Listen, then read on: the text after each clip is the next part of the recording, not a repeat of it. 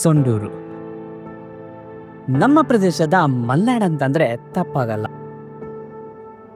ಇಲ್ಲಿಯ ಪ್ರಕೃತಿ ಸೌಂದರ್ಯ ಹಾಗೂ ಇತಿಹಾಸವು ಎಲ್ಲರ ಮನಸ್ಸನ್ನು ಸೆಳೆದಿದೆ. ಇನ್ನು ನಮ್ಮ ಸೊಂಡೂರು ಮೈನ್ಸಿಗ ಹಾಗೂ ಗಣಿಗಾರಿಕೆಗೆ ಹೆಸರಾಗಿದೆ. ಇಂದಿನ ವಿಡಿಯೋದಲ್ಲಿ ನಾವು ಸಿ ಸೊಂಡೂರು ಇನ್ ಸೆಪ್ಟೆಂಬರ್, ಕುಮಾರಸ್ವಾಮಿ ಬೆಟ್ಟ ಹಾಗೂ ಹಲವಾರು ಪ್ರದೇಶಗಳನ್ನ ಎಕ್ಸ್ಪ್ಲೋರ್ ಮಾಡೋಣಂತೆ. ಸೊ ಇನ್ನಕ್ಕೆ ತಡ, ಬನ್ನಿ ಈ ಅದ್ಭುತವಾದ ಜರ್ನಿಯನ್ನ ಸ್ಟಾರ್ಟ್ ಮಾಡೋಣ.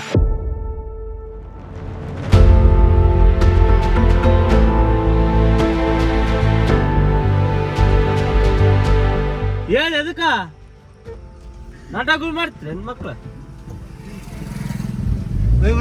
ಮತ್ತೆ ಬಂದ್ರೆ ಟ್ವಿನ್ಸ್ ಇದ್ದಂಗ ಇದ್ರಿ.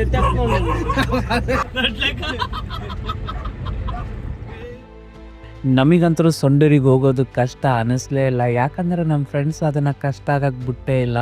ಪ್ರತಿಯೊಂದರಲ್ಲೂ ಜೋಕ್ ಮಾಡ್ಕೊಂತ ನಕ್ಕಂತ ಆರಾಮಾಗಿ ನಾವು ಹೋಗಿದ್ದೆ. ನೆಕ್ಸ್ಟ್ ಪ್ಲೇಸು ಸಿ ಸೊಂಡೂರು ಇನ್ ಸೆಪ್ಟೆಂಬರಿಗೆ.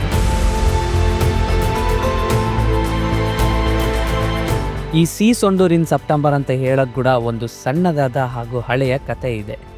ಹಲವು ವರ್ಷಗಳ ಹಿಂದೆ ಮಹಾತ್ಮ ಗಾಂಧಿ ಅವರು ಇಲ್ಲಿ ಬಂದಾಗ ಈ ಸೊಂಡೂರಿನ ಸೆಪ್ಟೆಂಬರ್ನಲ್ಲಿ ನೋಡಿ, ರಿಯಲ್ ಬ್ಯೂಟಿ ಆಫ್ ಸೊಂಡೂರನ್ನ ನೀವು ಏನನ್ನ ನೋಡ್ಬೇಕಂತಂದರೆ ಅದು ಸೆಪ್ಟೆಂಬರ್ನಲ್ಲೇ ಅಂತ ಹೇಳ್ತಾರೆ. ಅದಕ್ಕೆ ಈ ಒಂದು ಪಾಯಿಂಟಿಗೆ ಸಿ ಸೊಂಡೂರು ಇನ್ ಸೆಪ್ಟೆಂಬರ್ ಅಂತ ಹೆಸರು ಬರುತ್ತೆ.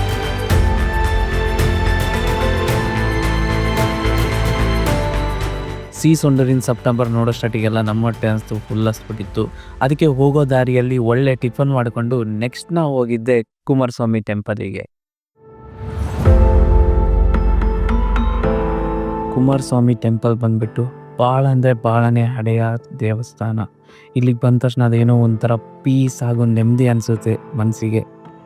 ನಾವೆಲ್ಲರೂ ಫ್ರೆಂಡ್ಸ್ ಒಂದು 10 ನಿಮಿಷ ಇಲ್ಲೇ ಕುಂತು ಆರಾಮ್ ಎಂಜಾಯ್ ಮಾಡಿ ಈ ನೇಚರ್ನ ಎಂಜಾಯ್ ಮಾಡ್ಕೊಂತ ನೆಕ್ಸ್ಟ್ ನಾವು ಹೋಗಿದ್ದೆ ಶ್ರೀ ಹರಿಶಂಕರ ದೇವಸ್ಥಾನಕ್ಕೆ.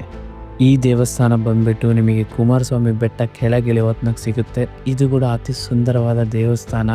ಆ ನಂದಿಯಿಂದ ನೀರು ಬರ್ತಿರೋದು ಯಾವುದೇ ಸೀಸನ್ ಆಗಿರಲಿ, ಯಾವುದೇ ಮಳೆಗಾಲ ಬಿಸಿಲುಗಾಲ ಯಾವಾಗಿದ್ದರೂ ಕೂಡ 24x7 ಬೀಳ್ತಿರುತ್ತೆ ಅಂತ ಕೇಳ್ಪಟ್ವಿ.